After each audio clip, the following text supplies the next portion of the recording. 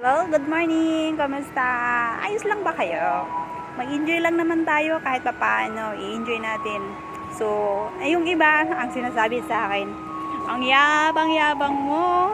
Sabi ko naman sa sarili ko, hindi naman ako mayabang. Yung gusto kong marating, ang pinagmamayabang ko. Kasi wala namang limit yung pangarap natin. Kung may pangarap tayo, wag nating limitahan.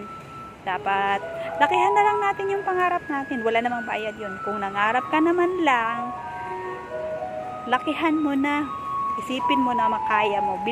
Maniwala ka sa sarili mo. Huwag kang matakot. Huwag mong limitahan din yung sarili mo. Dapat niwala ka rin sa sarili mo. Kasi alam naman natin lahat tayo ay may kakayahan. Diba?